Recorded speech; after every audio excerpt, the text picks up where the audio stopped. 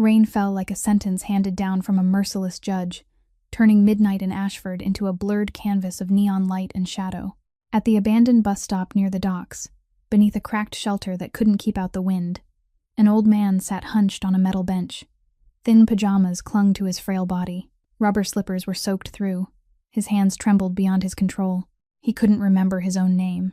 He couldn't remember the mansion on the hill with its iron fence rising 10 feet high. He couldn't remember the sun whose name made this harbor city bow its head. All he knew was the cold, the relentless tapping of rain against warped glass, and the vast, consuming fear of a man utterly lost in the world. His lips kept forming 2 words, over and over, garden and Bowie, as if they were the last fragile threads tethering him to reality. Willa saw him from across the street. Her gray janitor's uniform was drenched, her night shift at the Rourke estate long since over, and this was the last thing she needed. But those eyes, empty and panicked, and lost like a child abandoned in the dark, caught hold of her conscience and wouldn't let go. She crossed the street, the worn soles of her shoes scraping through water pooled along the gutter. "Sir, are you all right?" The old man looked up, his face a map of confusion. "I'm waiting," he whispered, his voice shaking. "He told me to wait." Willa knew who he was. For months she had quietly mopped the floors around Patch Rourke, a ghost wandering inside his own son's house. The man who once made all of Ashford tremble, now dissolving day by day into the fog of dementia. He should have been upstairs, safe, a nurse at his side. Not here. Not in this pounding rain, dressed in pajamas and slippers. And the words he told me to wait. Who told him? No one in the mansion was allowed to take him outside. The thought brushed through her mind and vanished before it could fully form. Her hands shook from the cold as she pulled out her phone. There was only one number to call, the emergency contact posted in the staff room for matters concerning property security. Contracted cleaning staff like her were never permitted to contact the owner directly. Dialing that number felt like holding a grenade with the pin already pulled. Keen Rourke, the man who owned half the city, including the silence inside his own home. The phone rang once. Only once. Then his voice came through, low and dangerous, like the growl of something that should never be awakened. "What?" It wasn't a question. It was a demand for a reason to exist on the other end of the line. "Mr. Rourke, this is Willa, the night janitor. I'm at the bus stop near the docks. I found your father." Silence followed. Not the silence of impatience. This was the silence of a predator gone still, of a storm gathering force beyond the horizon. He's shaking in the rain, alone. She chose that final word because it was the most naked truth she could offer. A single word that painted the entire tragic picture. The line went dead. Willa didn't know whether that was good or bad. She only knew she was standing in the heart of the storm, holding the trembling hand of a forgotten king, waiting for the prince to reclaim his father's ruined kingdom. Then headlights tore through the rain, 2 white blades of light slicing open the darkness. A black SUV, polished so flawlessly, the rain seemed to slide off its surface, pulled to the curb in absolute silence. The rear door opened. Keen Rourke stepped out. He didn't run. He moved with lethal authority, as if the storm itself parted in recognition of a force more terrible than its own. He wore a black coat, no umbrella, rain slicking his dark hair back from a face carved from granite and fury. A faint scar traced the line of his left jaw, catching the streetlight. His gray eyes, cold as steel and sharp as knives, found his father first, and for a fraction of a second, only a fraction, something other than anger flashed there. A pain so deep and bottomless it was like staring into a ravine and seeing no end. Then his gaze shifted to Willa. The ice returned, colder than the rain. He didn't speak to her. He went to his father, knelt on the wet pavement, and spoke softly, so softly Willa could barely hear. His voice rough and breaking. Nothing like the cold command from moments before. He removed his coat and wrapped it around the old man's narrow shoulders. Patch looked up, clouded eyes flickering with recognition, and whispered, "Little Key." Something crossed Keen's face, quick as lightning, and vanished. He lifted his father as if the old man weighed nothing at all, carried him to the vehicle, then turned back to Willa. She still stood there, frozen, rainwater dripping from her hair onto the pavement.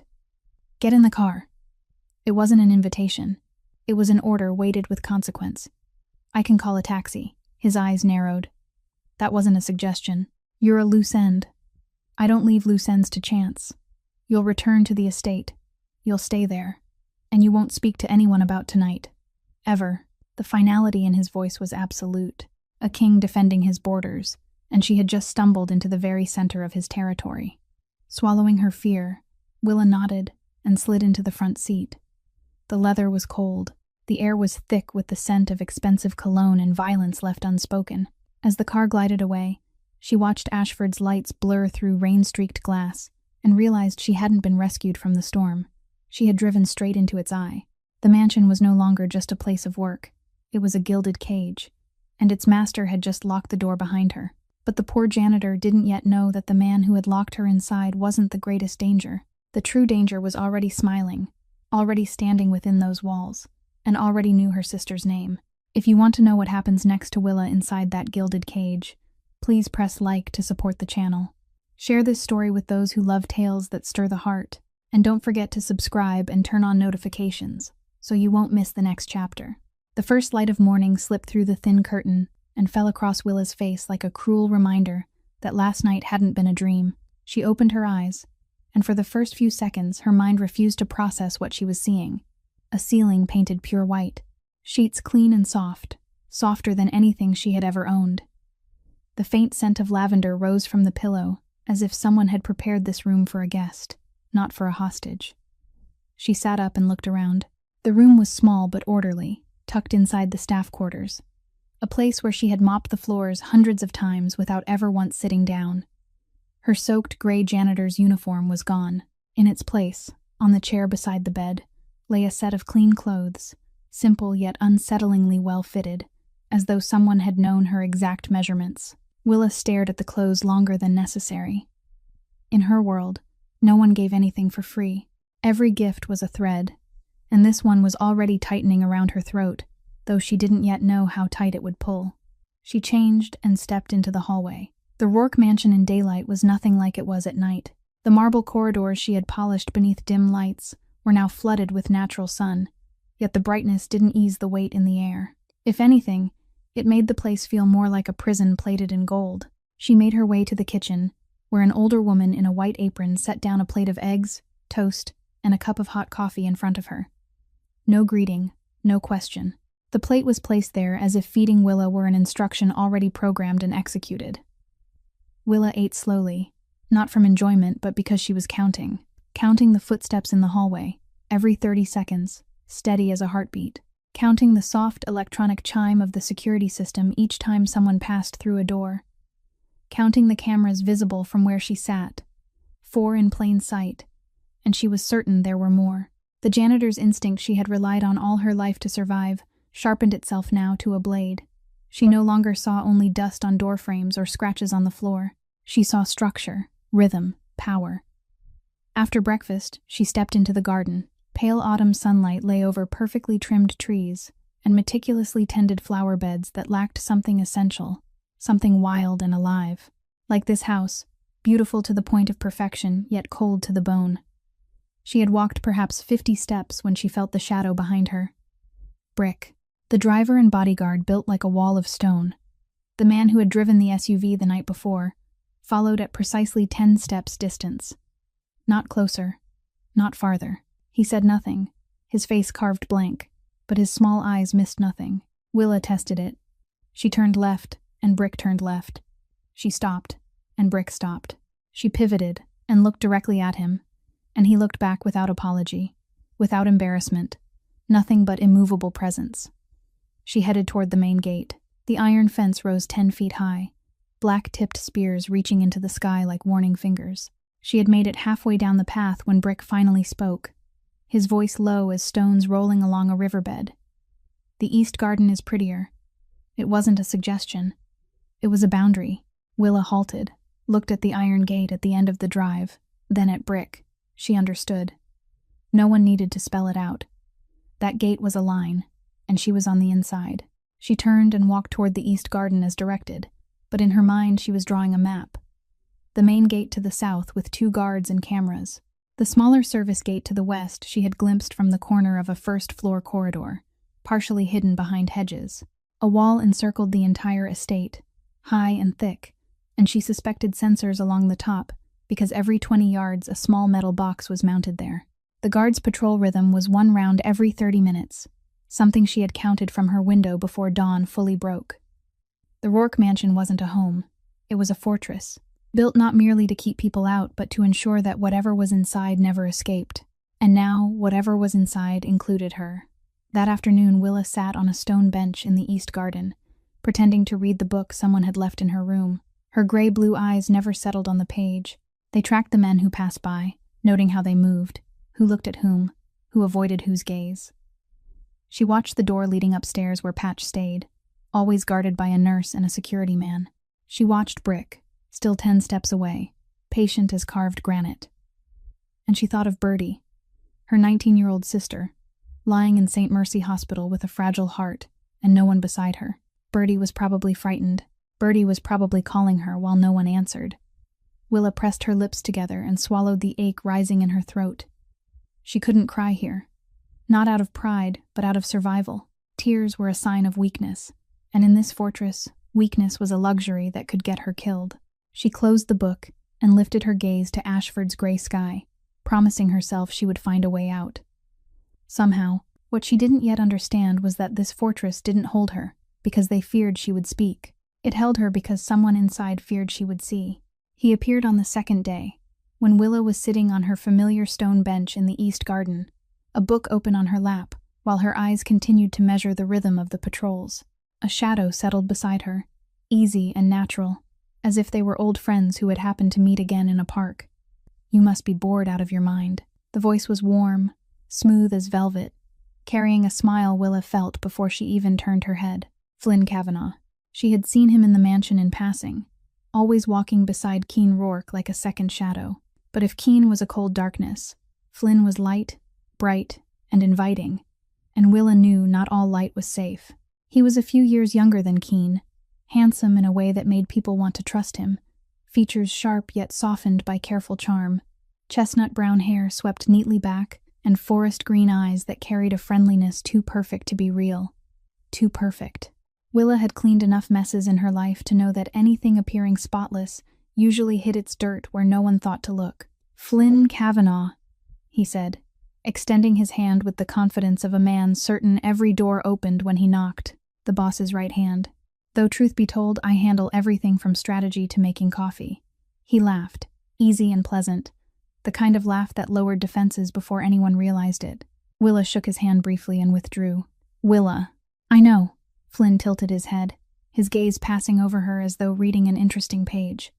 The brave girl who called the boss at midnight. Not many people would dare that. Actually, no one would. He let the words linger long enough for her to feel their weight, then softened his tone. "How long have you worked here?" "I'm surprised we haven't met before." 8 months. Night shift, he repeated, nodding as if that detail fascinated him. "Must be exhausting. What about your family? Anyone waiting for you at home?" The question sounded ordinary, like polite conversation between colleagues, but Willa felt each word like fingers searching for a lock. She kept her voice even. "Nothing special. Everyone has something special." Flynn smiled, and this time she looked closely. The smile was beautiful, perfectly curved, revealing straight white teeth, but it stopped at his lips. His green eyes didn't smile. They observed, they measured, they hunted. At that moment a guard walked past. The man was tall and broad-shouldered, not someone easily frightened. Yet when his eyes met Flynn's, his shoulders tightened almost imperceptibly.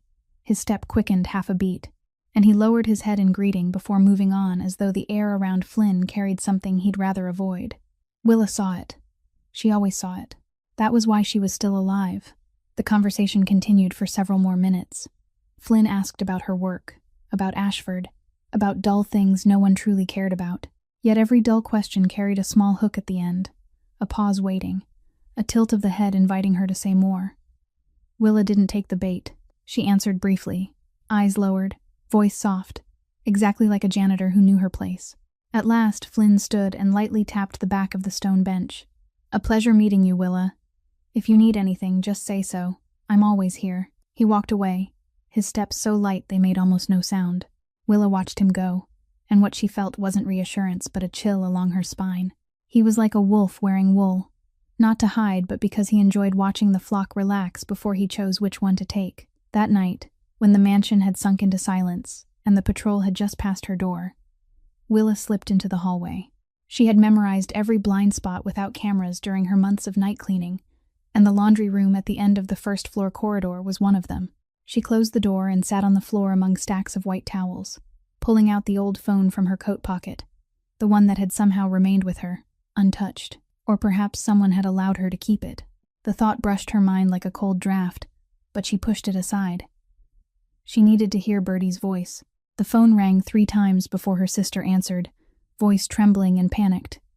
"Willa, where are you? I've called 100 times. Calm down. I'm okay. I was kept for extra shifts. I can't leave. 2 days, Willa. 2 days without a single message. I thought you." Bertie didn't finish the sentence, but Willa heard the tears inside it. She closed her eyes and pressed her forehead to her knees, forcing her voice steady. "I'm sorry. I'll call when I can. Are you taking your medication? What did the doctor say?" "He says surgery soon. If not, listen to me. I'll handle it. I always handle it, don't I?" She was lying. She knew she was lying. And the ache in her chest now wasn't a failing heart like Bertie's, but it felt just as lethal. Bertie. Beautiful name. The voice sounded directly behind her, gentle and friendly, and cold to the bone. Willa spun around. Flynn stood there leaning against the doorframe, arms folded, that familiar smile on his lips. She had no idea how long he had been there. His steps had made no sound at all, as though he didn't walk across the floor but glided through the air. His eyes dropped to the phone in her hand, where the name Bertie still glowed on the screen. Room 412 at St. Mercy. Right. Flynn's tone was calm, as if he were reading a menu. "I have friends there. Good hospital. Attentive staff." He leaned closer, and Willa caught the scent of expensive cologne mixed with something sharper, something that stirred her oldest instincts to rise and run. "I'm not threatening you, Willa," he said softly. "I just want you to understand. Here the smart ones are the ones who know how to stay quiet. And you." He patted her shoulder once, lightly, almost friendly, yet the weight of it pressed on her like stone. "You look very smart." Then he turned and stepped out of the laundry room, disappearing into the hallway darkness without a single footstep. Willa remained there, her back against the cold washing machine, the phone still in her hand, the screen now dark. She was trembling, not from cold, not even from fear for herself. She trembled because in a matter of seconds Flynn Kavanaugh had turned Bertie, her 19-year-old sister lying in a hospital bed with a fragile heart, into an invisible hostage. He didn't need to lock Bertie away. He didn't need to touch her. He only needed Willa to know that he knew. And that was enough. More than enough. Willa didn't sleep that night. She lay on the bed that was far too clean, staring up at the ceiling while Bertie's name echoed in her mind like an alarm bell no one could silence. Room 412. Flynn knew the room number. He knew the hospital. He knew, and he wanted her to know that he knew. That wasn't coincidence. It was strategy. When the early light slipped through the curtains, Willa had already been awake for hours, or rather she had never truly slept. She washed her face, changed her clothes, and stepped into the hallway wearing the calmest expression she could manage. In a janitor's world, composure was the only armor the poor could afford. She headed toward the laundry room, where she knew clean towels were kept for her quarters, a perfect reason to move through the corridor without raising suspicion. Old habits were hard to break, and Willa still found comfort in ordinary tasks, in the invisible gestures of a servant no one bothered to notice. Halfway down the first-floor hallway she heard something, not the steady patrol footsteps she had memorized. This was different. Voices pressed low, hurried breathing, and a small choked sound like a groan swallowed in someone's throat. The noise came from the storage room at the end of the corridor, the small space she had cleaned weekly and knew contained only rags, buckets, and shelves of chemicals. Her first instinct was to turn away. Not her business. Nothing good came from entanglement in this house, but her feet didn't obey. They carried her closer, each step as soft as those long nights she had mopped in darkness, until she stopped beside the storage door left slightly ajar, just wide enough to see through the narrow gap without being seen. Inside, Flynn Kavanaugh stood, facing a young guard. The guard couldn't have been older than 25, broad-shouldered yet drawn inward now, face pale, eyes fixed on the floor. He was speaking in a trembling rush, stumbling over his words like a child explaining unfinished homework to a stern teacher. "I'm sorry, Mr. Kavanaugh. That night I forgot to lock the side gate. It was just a mistake. I didn't think Mr. Rourke Sr. would. I didn't know he could get out. I'm sorry. It won't happen again." The side gate. Willa held her breath. The western service gate, smaller, hidden behind hedges. The gate Patch had passed through to wander into the storm in his pajamas and slippers. Flynn listened patiently, head slightly tilted, that familiar smile resting on his lips. He nodded slowly, sympathetic, understanding, and if Willa hadn't known what she knew, she might have expected reassurance. "I understand," Flynn said softly. "Everyone makes mistakes." Then he struck. No warning, no shift in expression, no tightening of muscle. One moment he was smiling, the next his fist landed squarely in the guard's face. The blow was swift, precise, merciless, delivered with the ease of someone for whom violence had long ago become reflex, rather than choice. The guard collapsed to the floor, hands clutching his face as blood seeped through his fingers. He didn't cry out, or didn't dare to. Flynn bent down, grabbed the man by the collar, pulled him up, and pressed his mouth close to the guard's ear, whispering something Willa couldn't hear. She saw his lips move, and whatever he said made the guard tremble harder than the punch had. Flynn released him, letting him drop like an object that had lost its usefulness.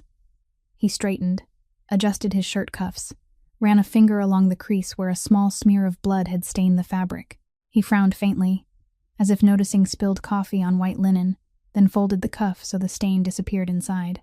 The smile returned, flawless, as though the last 30 seconds had never occurred. He stepped out of the storage room, and Willa slipped back into the shadows just before he turned into the corridor, his footsteps soundless as he vanished into the light at the far end. Before Willa could move, she heard Flynn make a brief, low voice call on his radio. Minutes later, 2 of Flynn's hand-picked loyalists appeared, dragging the slumped, bleeding guard out through the service exit. Flynn had not just silenced a witness, he had erased him from the estate entirely, ensuring the morning roll call would show only a resignation, rather than a crime. Willa stood in the dark corner, her back pressed against the wall, her heart pounding so loudly she was certain it echoed down the hall. Her hands trembled where they clutched her shirt, but her mind didn't tremble. Her mind assembled pieces quickly, precisely, coldly, in the way only someone accustomed to noticing what others overlooked could manage. The guard had said he forgot to lock the side gate. Flynn wasn't angry about negligence. If it were simple carelessness, Flynn could have issued a warning, fired him, reported him to Keene. He didn't need to hit him. He hit him because he needed the guard silent, because the guard knew the gate had been opened that night. And if he spoke, if he told Keene, the next question would be who opened it. The side gate hadn't simply been forgotten. The Rourke estate security was a fortress. Willa had seen that with her own eyes. Gates, sensors, cameras, patrols. An old man with dementia couldn't navigate all of that alone. No one could, unless someone inside cleared the path. Patch hadn't wandered out by accident. Someone had let him out. And Flynn had just beaten the only man who could confirm it. Willa returned to her room, her steps quick but light, eyes lowered, face composed like the familiar janitor no one looked at twice. She closed the door, sat on the edge of the bed, and clasped her hands tightly in her lap. She wasn't merely trapped in a gilded cage anymore. She was inside a wolf's den. And the most dangerous wolf didn't snarl or bare its teeth. It smiled. It patted her shoulder, and it knew her sister's name. That afternoon, the housekeeper came to Willa's room with an unexpected request. Mr. Rourke Sr. was being difficult, the word she used with the strained expression of someone who had run out of patience, and he was refusing to let anyone near him. Not the nurse, not the guards, not even the woman who had cared for him for the past 2 years. But that morning, when Willa had happened to pass his door on her way to the kitchen, he had looked at her through the narrow opening and stopped shouting. That was all. He simply stopped shouting. And in the Rourke mansion, where Patch Rourke's silence was worth more than gold, that was enough to turn Willa from a loose end to be managed into someone useful.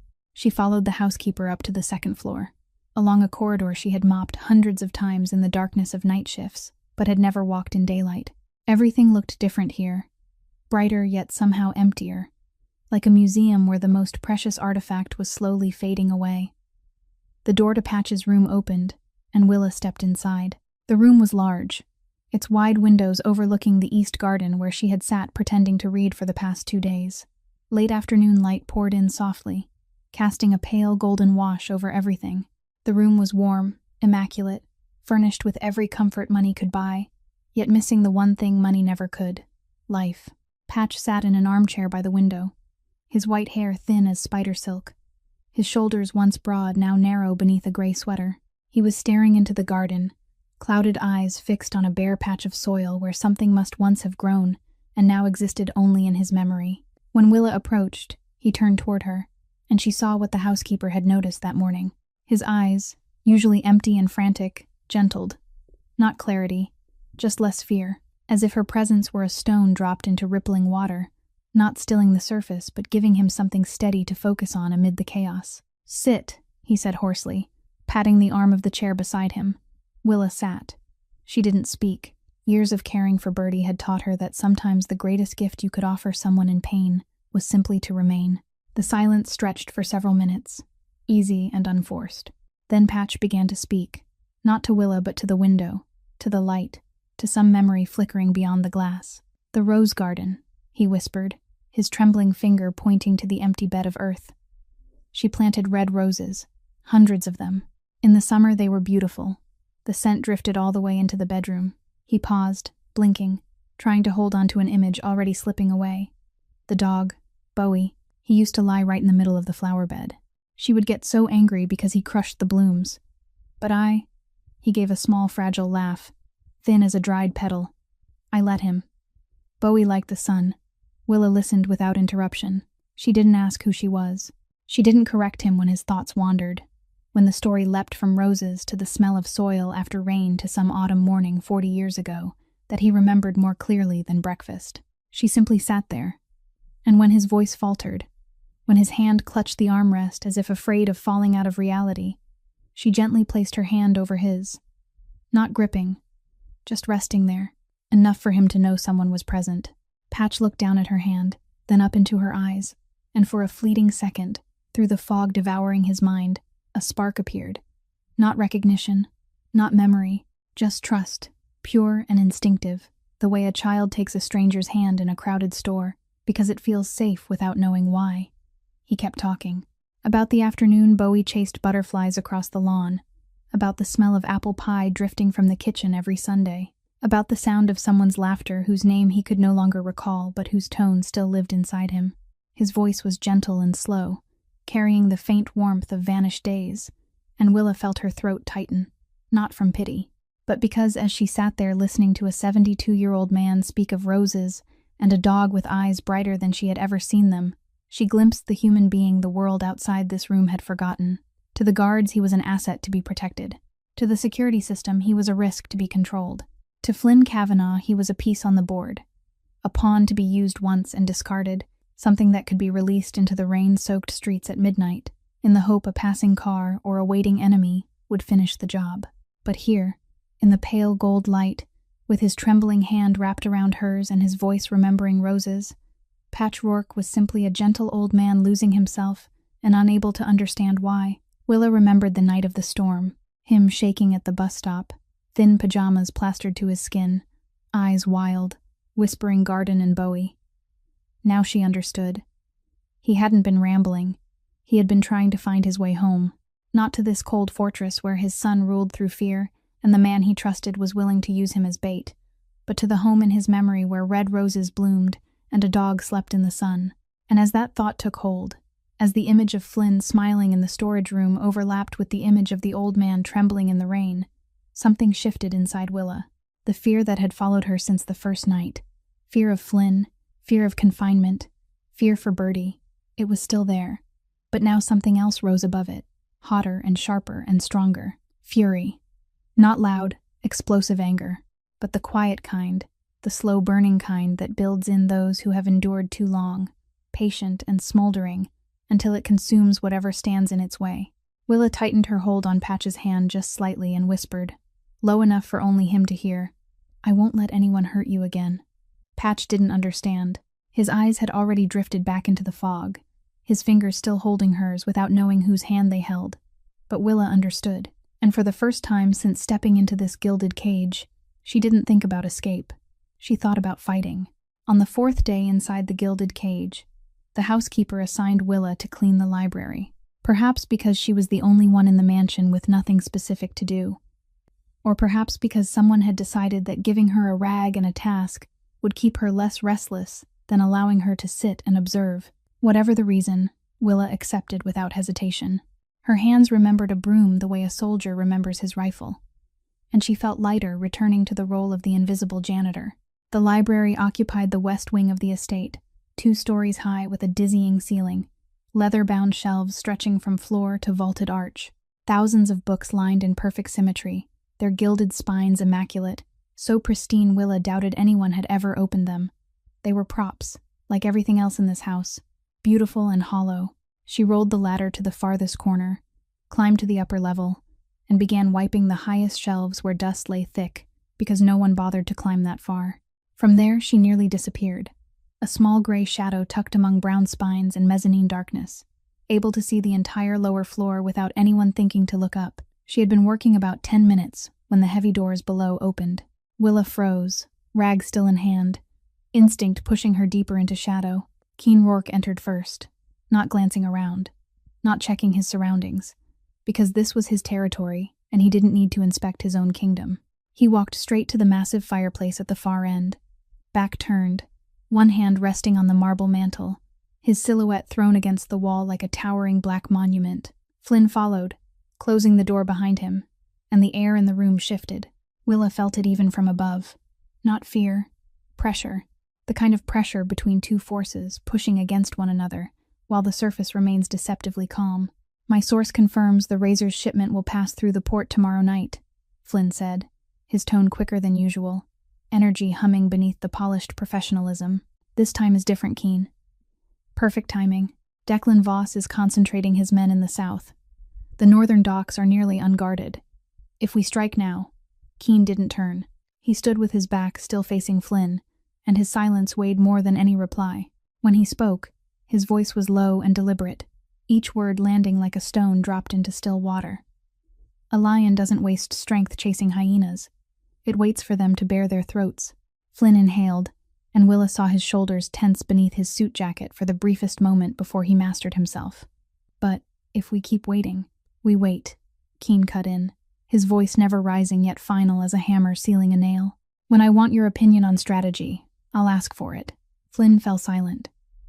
The familiar smile remained on his lips, but from her higher vantage point, Willa saw what she would have missed at eye level. His forest green eyes darkened when Keen's back was turned. Not hurt, not disappointment. Something colder, sharper, more dangerous. He looked at Keen's back the way a predator studies prey unaware it is being hunted. Then the look vanished as quickly as it came, and Flynn Kavanaugh was once again the loyal lieutenant with effortless charm. "You're right. I was impatient." He inclined his head slightly and left. Willa didn't dare breathe until both men were gone and the doors shut. That night Willa couldn't sleep again, but this time, not from fear. The pieces in her mind were rattling, demanding to be set into place. She slipped from her room, following the old night shift routes, avoiding cameras, counting patrol rhythms. Her feet carried her to the East Solarium, where she used to wipe the glass every Tuesday. Just as she placed her hand on the door, she heard voices through the adjoining corridor wall. Flynn. His voice was nothing like it had been by day. The velvet charm was gone, replaced by something sharp and urgent, like a blade freshly drawn. "The old lion is hesitating," he said into the phone. "His caution is his weakness. He'll never strike first, and that's when we do." Silence while he listened. Then, "Proceed as planned. Prepare the shipment. I'll handle the inside." Willa pressed her back against the wall, heart pounding so hard she feared it echoed through the bricks. The old lion. He meant Keen, his boss, the man who called him brother. And Flynn was betraying him to whoever stood on the other end of that call. When Flynn's footsteps faded, Willa didn't return to her room. She moved down the western corridor toward the side gate she had marked in her mental map from the first day. The small gate hidden behind hedges where Patch had passed through on the storm-soaked night. She approached slowly, scanning the darkness. Weak moonlight caught the lock, and she saw it instantly. It was new, the metal bright and unweathered, unlike the rusted hinges of the old gate. Around the keyhole were small, precise scratches left by tools, Not forgotten. Not negligence. Someone had broken the original lock, opened the gate, then replaced it to erase the evidence. Willa stood in the shadows, staring at the shining metal, and the pieces slid into place inside her mind with a distinct click. Flynn had opened the side gate that rainy night. Patch had wandered out exactly as Flynn intended. The guard knew, and Flynn silenced him, the intelligence pushing Keen to strike the razor, Flynn urging him into a trap. The midnight call. Proceed as planned. Flynn was coordinating with the enemy from within. This wasn't rivalry between two men. It was a coup. The wolf wasn't merely among the sheep. It was preparing to tear down the very lion who had raised it. And Willa, the night shift janitor with worn shoes and a sister in a hospital bed, was the only person inside this entire fortress who had seen the wolf's teeth glinting behind the smile. The next morning, Willa rose earlier than usual. Not because she had slept, though she had barely closed her eyes since discovering the new lock on the side gate. It was because of Patch. The nurse said he had tossed and turned all night, calling Bowie's name, calling for the rose garden, and had only settled when promised he would be taken outside in the morning. Willa volunteered to accompany him, and no one objected. She had become the one rare presence in the mansion capable of easing the old man's panic, and inside Keen Rourke's fortress anything useful was put to work. The east garden at dawn carried a different kind of beauty. A thin veil of mist hovered over the grass, pale sunlight filtered through the branches. The cold air carried the scent of damp earth, a scent Willa immediately recognized as the one that always brightened Patch's eyes when he spoke of the past. She pushed his wheelchair along the stone path and stopped beside the empty bed of soil he had stared at from his window. Patch sat quietly for a moment, eyes fixed on the bare ground, thin fingers trembling against the armrest. Then he pointed downward, his whisper clearer than it had been in days. The roses were here. First row. Deep red. She said only deep red was real red. Bright red was pretending. He paused, blinking, then continued. Bowie dug them all up. A big hole right in the middle. She cried. He laughed softly, shakily, and Willa laughed with him. It was her first real smile since entering the gilded cage. Not polite, not guarded. A smile that rose unexpectedly when something tender inside her was touched. If you'd like, she said gently, as if afraid to fracture the moment, I'll plant the garden again for you. Patch looked at her, his cloudy eyes warming like embers stirred by breath. He didn't answer, but his hand closed around hers, and that was enough. On the second floor, behind the glass of his office window, Keen Rourke stood watching. He didn't know how long he had been there. The coffee in his hand had gone cold, the surface smooth as a mirror reflecting his unmoving fingers. He watched Willa sitting beside his father, watched her smile, watched his father gesture toward the empty soil and speak words Keen had heard 100 times but had never stayed long enough to truly listen to. Something tightened in his chest. Not pain, not anger, something else, something he had no word for, or perhaps had forgotten long ago. Boss. Brick's voice sounded behind him, low and careful. Keen didn't turn. He stood a few seconds longer, watching Willa hold his father's hand in the garden, then stepped away from the window without replying. The coffee remained untouched in his grip. That afternoon, when Willa entered Patch's room as she had begun doing daily, she sensed immediately that something was different. He wasn't gazing out the window with his usual vacant stare. He was sitting upright, hands resting on his knees, and when she stepped inside, he turned toward her with eyes so clear she nearly stopped in place. These were different eyes. Eyes with someone present behind them, not a ghost wandering in fog, but the man himself, sharp and aware, seeing her. The nurse had warned her these lucid moments were rare and brief, like a candle flaring one last time before going out, and no one knew how long they would last. Sit here, he said, his voice steady and unbroken, patting the chair beside him. Willa sat, and Patch took her hand, his grip still thin but firmer now, deliberate. He studied her face as if reading something others overlooked. You have kind eyes, he said slowly, each word weighted. Like a little girl I once knew. That girl wasn't afraid of thunder. Willa didn't ask who the girl was. She simply held his hand and listened. Patch looked toward the window, but not at the empty soil. He was looking farther back, into time itself. Little Key, he said, the name soft on his lips like a lullaby. The boy was terrified of storms.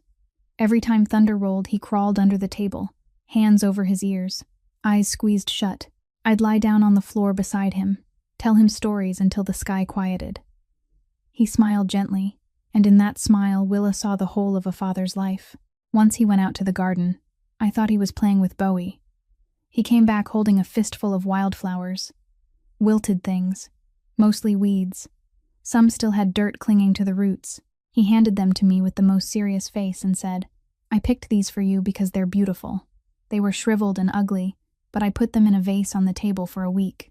His voice softened, his eyes still clear, though the light inside them trembled like a flame before wind. He grew up, built walls too high, walls around the house, walls around himself, walls around his heart. He said it was to keep the thunder outside, to protect me, to protect everything. He paused, his fingers tightening around Willa's hand, and when he spoke again, his voice fractured at the edges, fragile as cracked glass. "But I think he locked the thunder inside with him, and now he can't get out. He knocks, but the walls are too thick. I hear him, but I can't open the door. I don't remember where I left the key." His eyes filled, not with tears falling, but with moisture gathering, and Willa felt her own heart split along the fault line of his voice. She didn't speak. There was nothing to say. She simply held his hand tighter and let her tears fall silently, because for the first time in a long while, someone had spoken a truth so pure she didn't have to pretend to be strong. Patch Rourke, a man Alzheimer's had nearly stripped of everything, still held on to the most precious thing of all. He saw his son. Not the crime lord, not the king, but the little boy, afraid of thunder, trapped behind walls of his own making, and in that fading gaze, he saw it more clearly than anyone else inside this fortress ever had. Willa was still holding Patch's hand, the tears on her cheeks not yet dry, when the door opened without a sound. She hadn't heard footsteps, hadn't heard the handle turn, only felt the air in the room shift, heavier, denser, as if someone had drawn the oxygen out simply by entering. She looked up. Keen Rourke stood in the doorway, his broad frame nearly filling it, and his gray eyes weren't on his father. They were fixed on the two joined hands, Willa's and Patch's, fingers threaded together, and his face hardened into stone, his jaw clenched, the scar along his left cheekbone paling in the fading light. "What are you doing?" His voice was low, not raised, yet each word carried the weight of accusation. It wasn't a question, it was a demand. Willa gently slipped her hand from Patch's, careful not to startle him. The old man didn't react.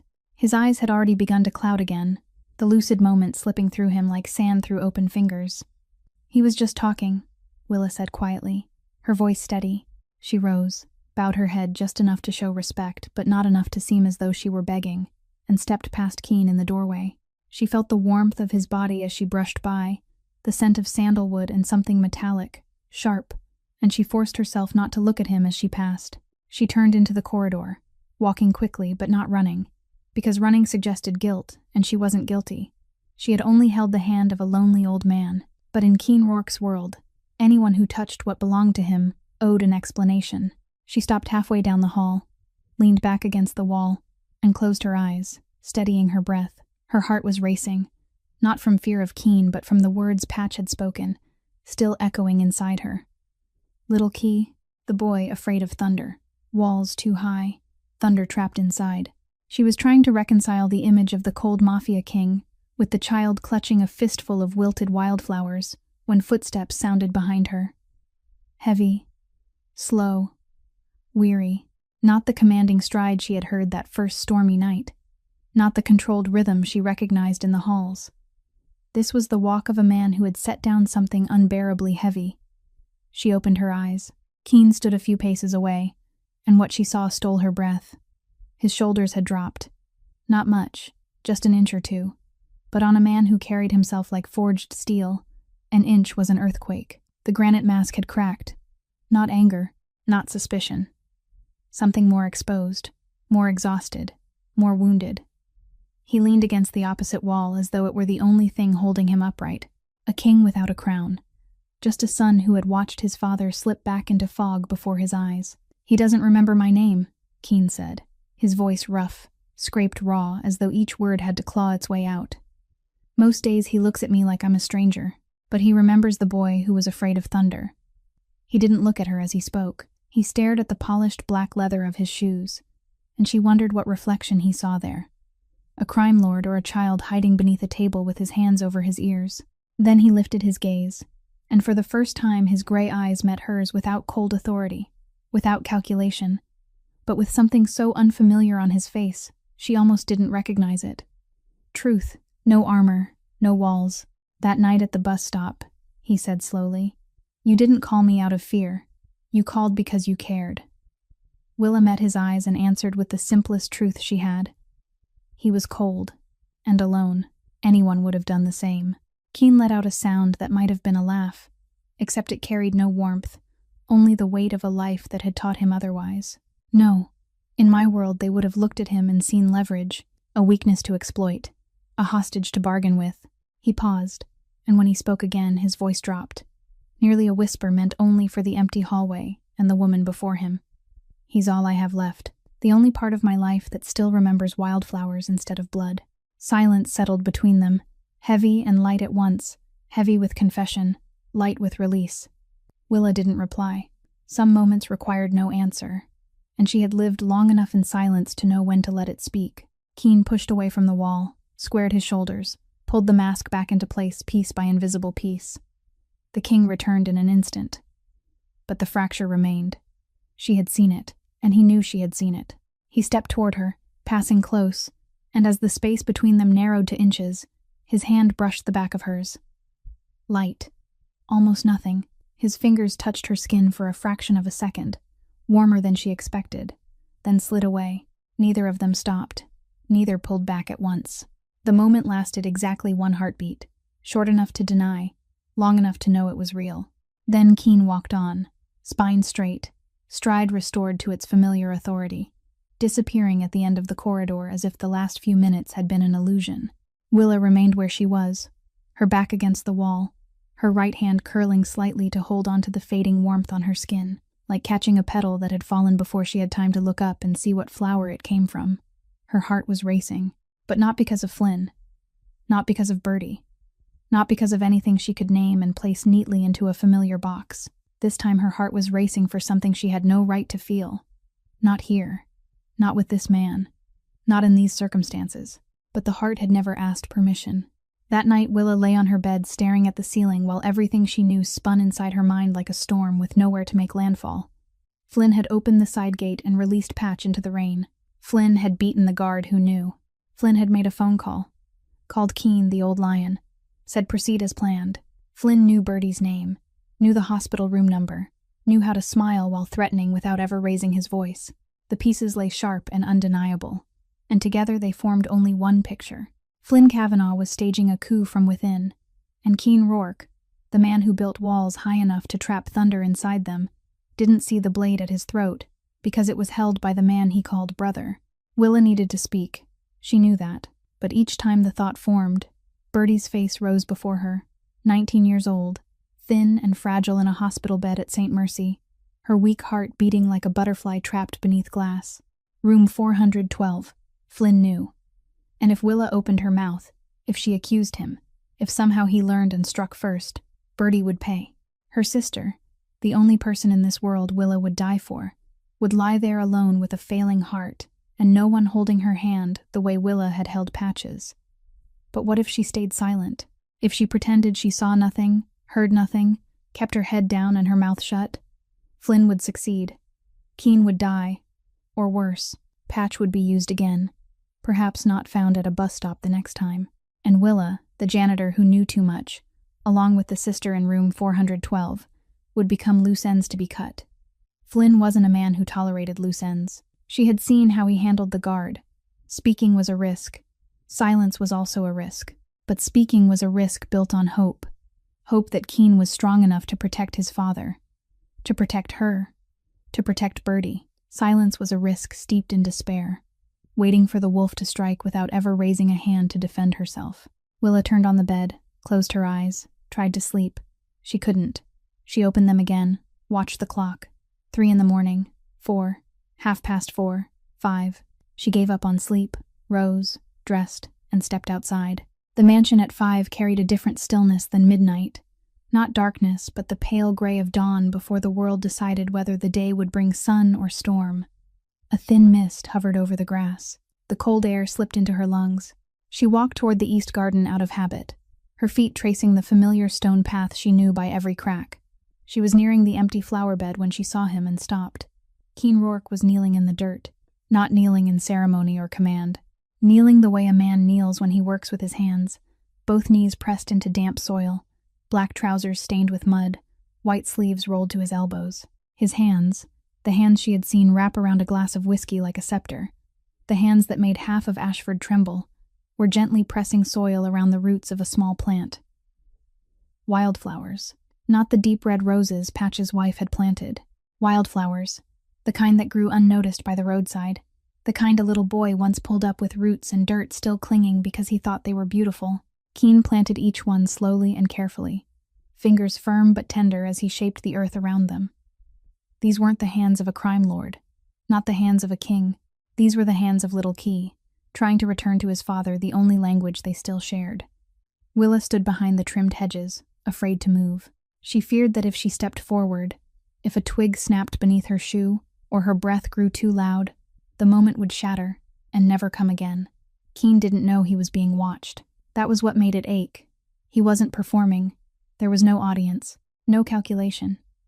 Just a son alone at dawn, planting wildflowers for his father, because it was the last bridge between them. Willa watched the mud on his knees, the dirt on his fingers, the way he tilted his head to examine each small stem with the same concentration she imagined he gave to life and death decisions in his empire, and something inside her chest broke and reassembled into a new shape. It wasn't love. Not yet. She didn't dare name it. But it was certainty. This morning she would tell Keen about Flynn. She would tell him everything. The old lion remark, the new lock on the side gate, the beaten guard, the threat against Bertie. She would place her life and her sister's life in the hands of the man kneeling in the mud at 5 a.m. planting wildflowers, because she believed that a man capable of this, alone and unseen, wasn't a man who would let his father be destroyed, wasn't a man who would allow her or Bertie to die for telling the truth. Perhaps she was wrong. Perhaps this faith would cost her everything. But Willa Sinclair had lived 28 years by wagering on fragile things, on a sick sister, on invisible night shifts, on kindness in a world that punished her for keeping it. And this morning, watching those dirt-stained hands in the gray light of dawn, she chose to wager once more. Not on safety, on hope. Willa waited until nightfall, not because she wished to delay, but because she needed Keen alone, without Flynn, without guards, without any other ears within the room. She had watched long enough to know that after 9 each evening, Keen withdrew to his private office on the 3rd floor, alone, with a glass of whiskey, and the city of Ashford spread beneath him beyond the floor-to-ceiling wall of glass. It was the hour when the king removed his crown, or at least loosened it, and Willa needed him in that moment, when the armor was thinner than usual, even if only by a fraction. She climbed the stairs, each step heavier than the last, not from fatigue, but from the weight of what she was about to say. The 3rd-floor hallway was dimmer than the levels below, lit by muted amber lamps, dark wood panels lining the walls, and at the far end Keen's office door stood slightly ajar, light spilling through the narrow opening, like a blade of gold cutting the dark. She paused outside, hand raised to knock, and hesitated. Through the crack she saw him. Keen stood before the vast glass wall, his back to the door, right hand holding a whiskey glass at chest height, left hand tucked into his pocket. Ashford lay below like a carpet of black diamonds, a million lights flickering, and his reflection loomed against the glass. Dark, immense, alone. A king surveying his dominion, or a prisoner staring through bars he did not know confined him. Willa's courage nearly dissolved. This was the man whose name the harbor city whispered in fear, the man whose smallest frown could make someone disappear. And she, a night shift janitor with worn shoes and an overdrawn bank account, was about to walk in and tell him that the man he trusted most was betraying him. If he did not believe her, if he thought she was lying, if he decided she was playing some dangerous game, she would not leave this estate through the front gate. Then she remembered the mud on his hands. The hands kneeling in the dirt at dawn planting wildflowers for his father when he believed no one was watching. A man with hands like that would not kill her for speaking the truth. Perhaps. Willa drew a long breath, knocked twice, and stepped inside before she could change her mind. Keen did not turn. Who? His voice was low, flat. carrying nothing but the exhaustion of a man who had heard too many knocks in one day. Willa, a beat of silence. Then he turned slowly, whiskey still in hand, gray eyes finding her in the dim light. No surprise, no irritation, only expectation, as though he had known she would come sooner or later. "Mr. Rourke," she began, and despite rehearsing all afternoon, her voice trembled on the first word. She swallowed, pressed her nails into her palm, and continued. "I need to tell you about Flynn." The name fell into the room like a stone into still water. Keene did not react at once. He studied her, eyes narrowing slightly, and she felt his full attention focus on her, heavy and sharp as sunlight through a magnifying glass. "Speak. One word." She did. She told him everything, in order, without embellishment, without omission, her voice as steady as she could keep it. She told him about the solarium, Flynn's voice through the wall calling him the old lion, saying his caution was weakness, saying proceed as planned. She told him about the side gate, the new lock, the scratch marks from tools, proof that someone had deliberately opened it the night Patch wandered out. She told him about the young guard in the storage room, how Flynn listened patiently before striking without warning, silencing the only man who knew the gate had been opened. And she told him about Bertie, about the laundry room, Flynn standing behind her without a sound, reading her sister's name from the phone screen, reciting the hospital room number, patting her shoulder and saying that smart people knew how to stay quiet. When she reached Bertie, her voice nearly broke, but she held it together. She had not come to cry. She had come to save a life. Keene did not interrupt her once. He stood there, whiskey glass unmoving in his hand, and listened. But she saw the change, not on his face, still carved from stone, but in his eyes. At first they were cold, calculating, assessing. When she spoke of the old lion remark, something began to burn there. Not loud anger, not an explosion, the kind of fire that lived inside a forge, blue and controlled and hot enough to bend steel. When she finished, silence settled heavier than anything she had ever felt. Keene turned back to the glass wall, and she saw his hand tighten around the whiskey until his knuckles whitened. "Flynn," he said, and the name no longer sounded like a name. It tasted like poison on his tongue, each syllable bitter with rot he had not seen spreading. He was not angry at Willa. That much was clear. He was angry at himself. "I brought him into my house when he had nothing," he murmured, voice rough, speaking more to the night than to her. "He came with empty hands and a smile. I gave him everything. I called him brother." He stopped, jaw clenched, the scar along his cheek taut, and in that moment he was not a betrayed king. He was a brother stabbed in the back, and that wound cut deeper than any blade. Then he turned toward Willa, and in his eyes she saw something she had never seen there before. Not coldness, not suspicion, not control. Gratitude, pure, painful, and so unguarded he did not even try to conceal it. The night shift janitor he had once called a loose end and forced into his car in the rain had just saved him. Not with power, not with violence, with truth. He opened his mouth as if to speak, and she saw his lips begin to shape a word she guessed might be, "Thank you," a word she was certain he had not spoken to anyone in a very, very long time. He never finished the word. The world exploded. The bulletproof glass wall behind Keene, the thick pane that held the reflection of all Ashford, burst inward like the jaws of a beast flung open. It did not shatter all at once. First came the spiderweb of white fractures racing across the surface in a split second, then a second blast, a third, a fourth. The rounds punched through, and the entire wall collapsed, shards raining into the office like a storm of crystal hail. Keene reacted before Willa could even understand what was happening. One hand seized her shoulder, twisting, driving her down behind the massive oak desk at the center of the room. Her back slammed against wood, the air knocked from her lungs, and in that same heartbeat a spray of bullets tore through the space where she had been standing, burying themselves in the paneled wall with hard, blunt thuds like nails hammered into a coffin. Automatic fire erupted from the hallway, sharp and merciless, and the office door blew inward. Willa lay flat behind the desk, cheek pressed to the cold floor, and through the narrow gap between its carved legs she saw polished brown shoes step into view, unhurried, measured, the stride of a man strolling through a park, not storming a battlefield. Flynn Cavanaugh stood in the doorway, a handgun hanging loose at his side, and on his lips rested that same smile, the one that never reached his eyes. "The Razor sends his regards," Flynn said, his voice smooth as if announcing the evening menu, and behind him 4 gunmen flooded into the ruined office, automatic weapons raised, muzzles sweeping across the wreckage. Keene had already drawn his weapon. The black pistol appeared in his hand as naturally as breath, and he moved behind the stone column near the fireplace, back pressed to marble, gray eyes scanning the room in a fraction of a second. 4 shooters. Flynn, the glass behind him blown out, which meant more men on the balcony, surrounded, outnumbered. His face held no fear, only something darker than fear, colder than rage. "You," Keene growled, his voice low as shifting earth, eyes locked on Flynn. "You let him out. That night. My father. It wasn't a question. It was a verdict."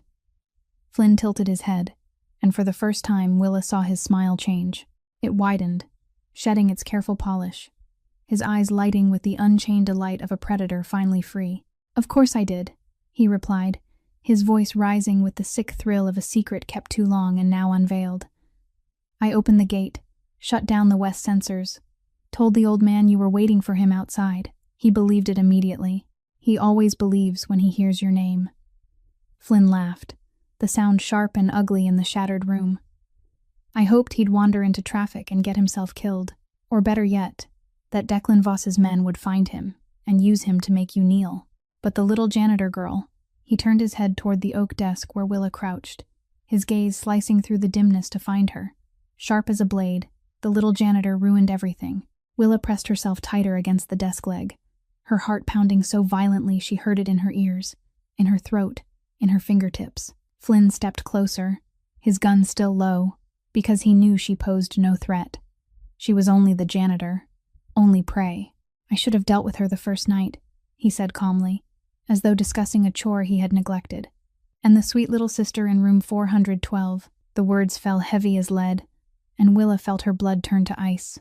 Not because he threatened her, because he spoke of Birdie, named her room, in front of them all, as though her sister were merely an item to be erased. But she wasn't the only one who heard. Keene heard, and what moved across his face at the mention of Birdie stripped the fear from her. His eyes changed. Not a flare of rage, the opposite. The anger receded like a tide pulling back before a tidal wave, leaving something colder, deeper, purer. His gray eyes hardened into tempered steel. No emotion, no hurt, no betrayal. Only judgment. Final, absolute. Keene fired. The first shot dropped the gunman nearest the door before the man could react. The second followed instantly, claiming its target with the detached precision of someone who had made violence an art. Flynn barked orders. His men returned fire. The office became a battlefield. Wood splintered. Glass shattered further. The air filled with the acrid burn of gunpowder. Keene moved through the wreckage like a phantom, fast and lethal, overturning the desk for cover, firing from one angle, then vanishing to another. But they were many. For every man he felled, another surged in from the hall, and Flynn, the wolf fully stripped of sheep's clothing, remained behind his advancing line, gun raised, waiting for the moment the lion finally bled. Willa lay flat behind the massive oak desk, arms over her head, and the world around her dissolved into gunfire, splintering wood, and the acrid burn of cordite clawing at her throat. Each bullet that slammed into the desk above sent tremors down through the floor, through her ribs, like a second heartbeat, faster and more merciless than the one already hammering inside her chest. She was a janitor. She cleaned messes. She scrubbed floors, washed towels, scoured toilets, folded sheets. She did not survive firefights. She had never been trained for war. She was only Willa Sinclair, 28, orphaned, drowning in debt, a sister in a hospital bed, and now pressed against a floor littered with shattered glass in a Mafia king's office, in the middle of a coup she had never asked to witness. Yet through the chaos she lifted her head for a single second and saw Keene. He was fighting. Not the cinematic kind of fighting, not polished or theatrical. It was brutal and efficient and ruthless. The movement of a man who had lived his entire life inside violence and made it his native language. He shifted through overturned furniture, firing from behind the stone column, rolling toward the upended desk, each of his shots deliberate while the enemy's rounds shredded walls and wood. But what held Willa's gaze was not his skill. It was his position. Keene always moved between her and the gunfire. Each time he shifted, he angled himself toward the greater threat, placing his body between her and the advancing shooters. He did not say, "I will protect you." He did not need to. His body spoke it in every step, every shot, every choice to stand where the bullets were thickest so she could remain in shadow. And that silent, ferocious protection ignited something inside her she did not know she possessed. She thought of Birdie. If she died here, on this splintered floor, who would sit beside her sister's hospital bed? Who would call the doctors about surgery? Who would hold her hand when that fragile heart fluttered in the dark? No one. And if Keene died, if Flynn won, she and Birdie would not be spared. Flynn had made that clear. Room 412. He did not tolerate loose ends. Lying still meant waiting to die. Her eyes swept the wrecked office, and the janitor's instinct that had carried her through 28 years flickered awake. The instinct that noticed what others ignored, that cataloged details without effort, that she had believed was only good for spotting stains in carpets. It locked onto something beyond the doorway. Her cleaning cart stood there in the hall where she had left it earlier, rags and buckets still in place. On the cart sat a half-liter bottle of industrial ammonia, the concentrated kind she handled with gloves, because even at a distance it burned the eyes. And near the office floor she saw the intake vent for the private ventilation system. Keene's office had its own air circulation, intake near the floor, exhaust vents above. She knew because she had wiped that vent every week for 8 months. The pieces aligned in her mind in a single breath. Keene was pinning the last 2 gunmen near the shattered window, drawing their focus. The space between the desk and the door lay momentarily unwatched. Willa did not give herself time to think. She crawled, belly flat against the floor, elbows dragging her forward. Shards sliced her forearms and knees, but she felt nothing. Bullets cracked above her head close enough that she felt the air shift against her hair. 3 feet. 2. 1. Her fingers caught the wheel of the cart. She pulled it down, grabbed the ammonia bottle. Cold. Familiar. The only object in this war she truly understood. She twisted the nozzle to spray and crawled to the intake vent. Without hesitation, she pressed the nozzle against the metal grate and squeezed. A dense cloud of ammonia hissed into the darkness of the duct. 1 second. 2. Nothing. She squeezed again, emptying half the bottle into the system, heart pounding so violently she thought her ribs might crack. Then it came. Invisible but vicious, the ammonia dispersed through the ceiling vents, spilling downward like a toxic mist. The gunman nearest the broken window coughed first, then harder, his eyes flooded red, tears streaming. He released one hand from his weapon to rub them, and that was his final mistake. Across the office, Flynn's men began choking, vision blurring, muzzles wavering. Their shots went wild, tearing into ceiling and floor instead of flesh. Chaos erupted. Flynn spun, eyes burning but sharp enough to scan the room, and he saw her. She knelt by the vent, empty bottle in hand. When their eyes met, he understood. His smile vanished, replaced by raw fury at being undone by the one person he had dismissed. "You!" he roared, voice shredded by fumes, raising his gun toward her. Willa saw the barrel, black and round, and time slowed enough for her to see his finger tighten on the trigger. But that split second of distraction, the instant Flynn turned from Keene to aim at her, was all the lion required. Keene surged from behind the column, no longer defending but hunting. He cut through the coughing gunman like a blade through butter. One fell, then another. An arm twisted, a weapon clattered away. Bone cracked beneath his grip. No hesitation, no mercy. Only the cold precision of a king reclaiming his throne in blood. And Willa, the night shift janitor with an empty ammonia bottle in her shaking hand, watched and understood that her world had shifted forever. She was no longer the woman who cleaned the mess, no longer merely a witness. In the heart of the storm, the quiet janitor had learned how to summon thunder. When the last gunman collapsed onto the floor in a fit of choking coughs, his eyes burning red from the ammonia, the room fell into a strange and heavy stillness, the kind of silence that follows a violent storm when the ears still ring from thunder, and the air remains thick with the sting of gunpowder and chemicals. Amid the wreckage of the office, amid splintered wood and shattered glass and bodies strewn across the floor, Flynn Kavanaugh stood alone.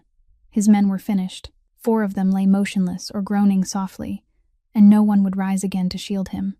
He looked around with bloodshot eyes streaming tears from the fumes, and on the face that had once been so perfectly charming, Willa saw something she had never witnessed before: panic. It flickered there for less than a second before he swallowed it down and replaced it with something more desperate and far more dangerous, the reckless resolve of a cornered animal.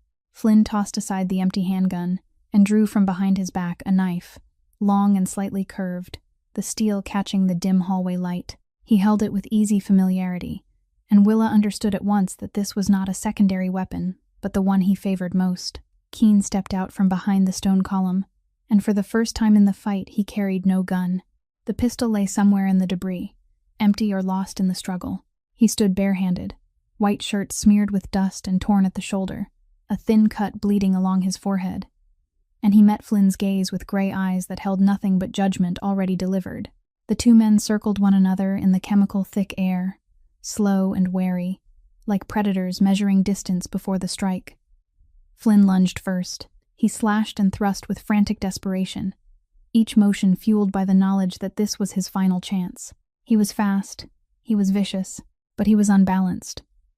Keen did not leap back in dramatic display. He moved with small, precise adjustments, shifting just enough for the blade to pass inches from his shirt, turning his shoulder to avoid the thrust, stepping aside so Flynn overextended.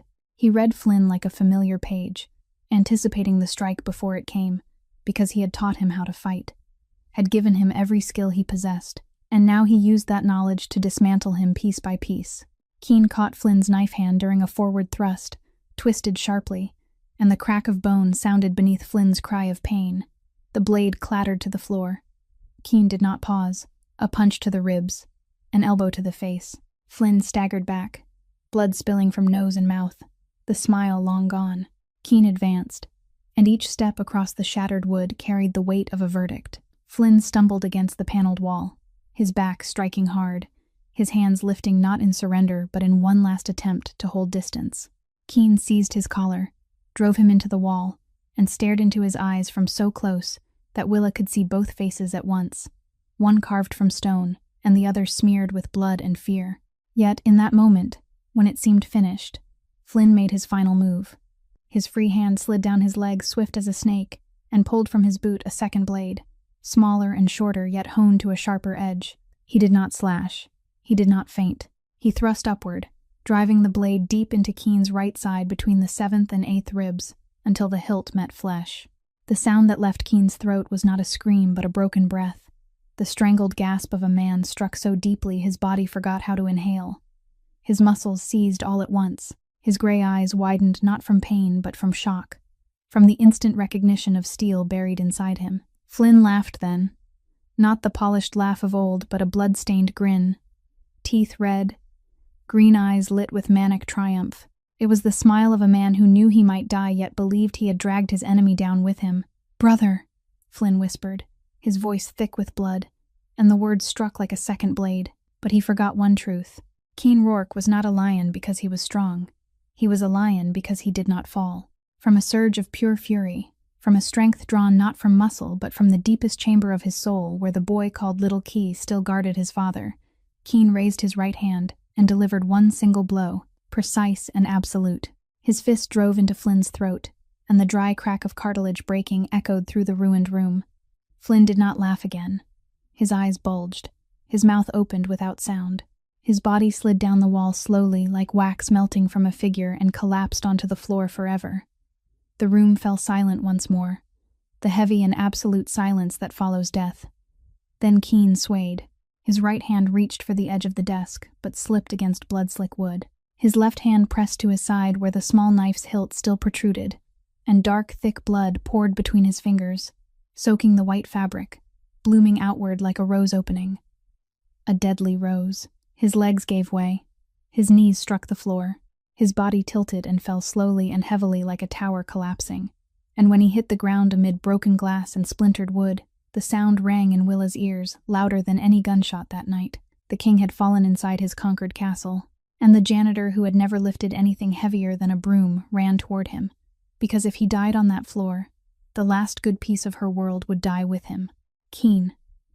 Her voice broke across the ruined office, and it was the first time she had ever spoken his name. Not Mr. Rourke with careful respect, not boss as the others in the estate called him, just Keen. 2 syllables leaving her throat carrying something so unfamiliar and so intimate that it startled even her. Yet she had no time to dwell on it, because he was on the floor and the blood was spreading. Willa moved through shattered glass and dropped to her knees beside him, her eyes sweeping over his body in swift assessment. The hilt of the small knife protruded from his right side. Dark blood soaked through the white of his shirt. His skin was paling fast. His lips were losing color. Bad, very bad. But her hands did not shake. That was the strangest part, because they should have. She was a janitor, not a doctor, not a nurse, not anyone trained for moments like this. Yet her hands were steady because they had done this before. Not in a hospital or a classroom, but on the bathroom floor of a crumbling studio apartment at 3 a.m, when Birdie suffered her second cardiac episode at 16 years old, her skin gray, her lips blue, her eyes rolling back, and Willa at 25 with no insurance and no money for an ambulance had pressed against her sister's chest on cold tile while shouting into a phone for 911.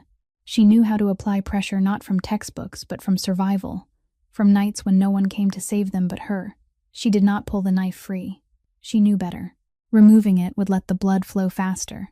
A lesson learned from late-night news reports watched in hospital waiting rooms while Birdie slept behind swinging doors. She needed compression. Something thick. Something to slow the loss. Her eyes scanned the wreckage and landed on the heavy curtain hanging beside the blown-out window. Thick fabric. Long enough. She ran to it, seized the cloth, yanked hard. The rod tore from the wall in a crash of plaster. She ignored it. Her hands ripped the fabric, fast and fierce, fingernails breaking against the weave without her feeling a thing. She folded the cloth into thick pads, rushed back to him, and pressed hard around the blade, using both hands and all her weight to hold the pressure steady. Keen groaned low in his chest, his body jerking with pain, but she did not ease up. "You don't get to die," she said, her voice trembling yet unyielding, the same tone she had used with Birdie when her sister drifted during those midnight episodes, a voice that allowed no refusal. "Do you hear me? You don't get to." Keen's eyes opened.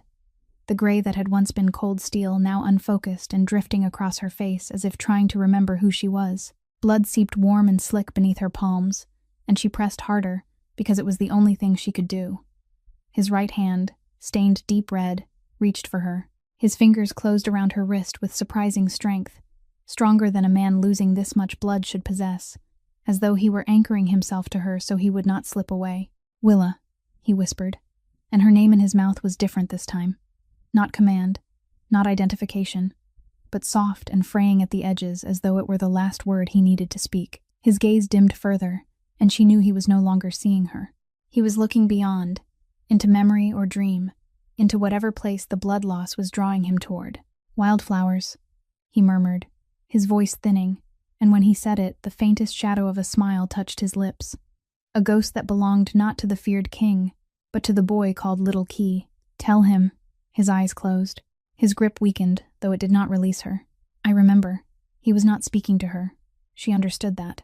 He was speaking to his father, to the old man by the window, who remembered roses, and a dog named Bowie, and a child afraid of thunder. "I remember," he breathed again, barely sound at all, and she did not know what he remembered. Wilted flowers in a jar, the scent of earth after rain, or the memory that he had once been a boy who loved something other than power. She only knew he was offering the deepest truth he carried, the truth buried beneath walls and guns and empire, spoken now as consciousness faded, spoken to the only person who had seen past the monster's armor and found the child beneath. Willa lowered her forehead to his and whispered through tears she had not realized were falling. "I'll tell him, but you have to live to say it yourself. Do you hear me? You have to live." Her hands held the pressure firm as blood soaked the cloth and warmed her skin, and she clung to his life with the same steady hands that once gripped a broom and now held something infinitely more precious. In that moment, kneeling on broken wood amid glass and blood, the fear she had carried of Keen Rourke since that first rain-soaked night when he stepped from a black vehicle like death in a tailored suit finally died. It died quietly, without ceremony, and in its place rose something larger and fiercer and far more terrifying. She did not dare name it. She only knew that if this man died beneath her hands on this shattered floor, whatever had just begun to bloom inside her chest would never find a place to live. Keen lived. Flynn's blade had slipped past the 7th rib, missing the liver by less than an inch, deep enough for blood to pour like a stream, but not deep enough to claim a man whom death itself did not yet seem willing to take. The estate's private medical team arrived within 4 minutes after Brick forced open the reinforced door and rushed in, and Willa was pulled away from Keen by 2 strong pairs of hands, while she still pressed the blood-soaked curtain against his side.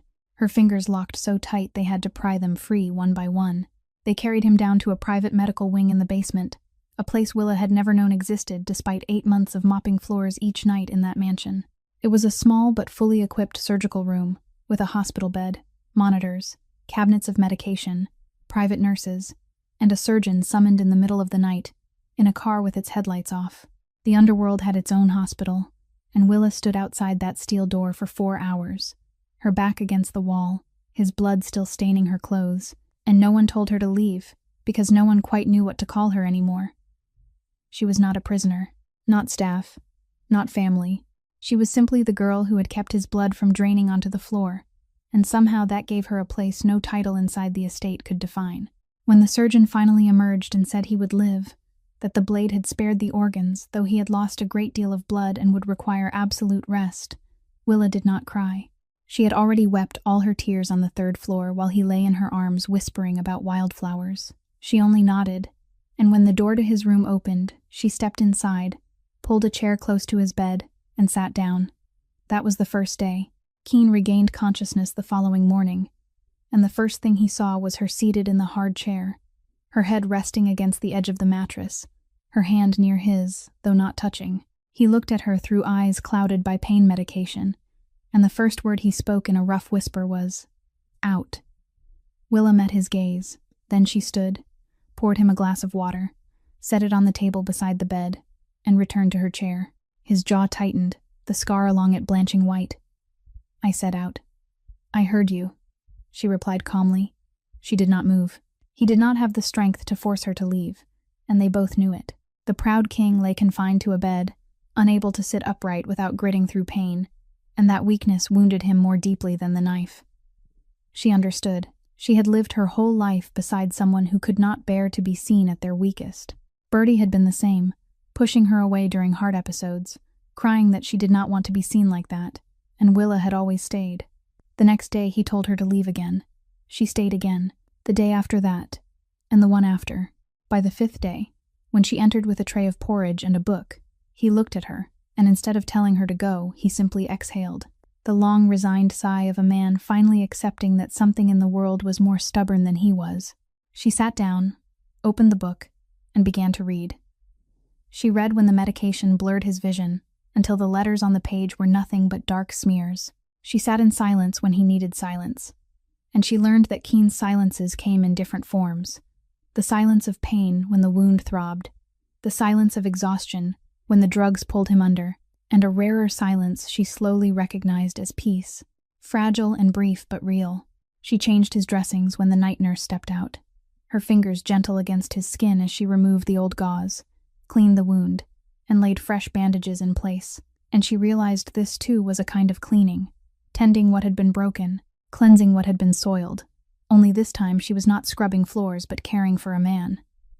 Gradually, day by day, in that sterile white room beneath the mansion, Keen began to speak, not about his empire, not about the razor or Declan Voss or revenge. He spoke about the boy who had once been afraid of thunder. "I built everything for him," he said one night, his voice low as he stared at the ceiling, the medication thinning the walls he normally kept so high. He was getting old, getting weak. This world devours the weak. I thought if I became strong enough, frightening enough, no one would dare touch him. So I built walls, higher, thicker, and one day I looked in the mirror and saw a monster. He swallowed. But that monster kept him safe. So I kept going, until he looked at me and did not remember my name.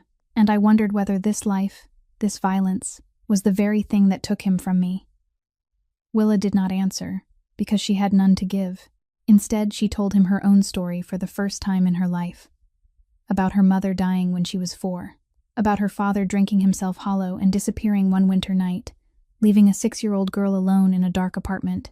About foster homes and strange faces and hands that were never warm enough. About the final foster family who made her scrub floors and cook and wash from dawn to night and called it teaching her the value of work. About Bertie, the girl she met in care who shared no blood, but became the only family she chose.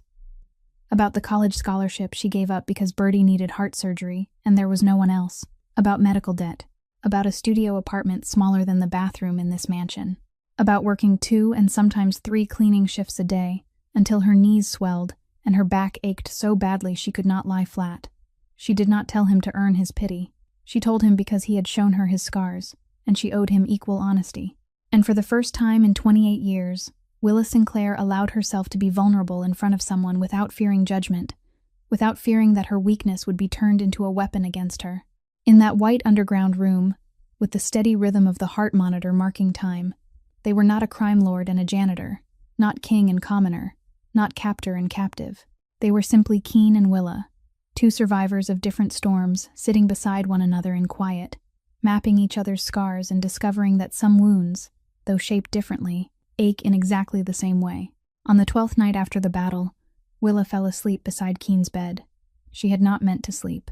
She had been reading to him, some book she found in the downstairs library, her voice growing softer and slower, each word heavier than the last until they dissolved into silence. Her head rested on her arm at the edge of the mattress, dark brown hair spilling across the white sheet, and her left hand remained wrapped around his, fingers threaded loosely but not letting go, the way they had grown accustomed to over 12 nights, without ever speaking of it.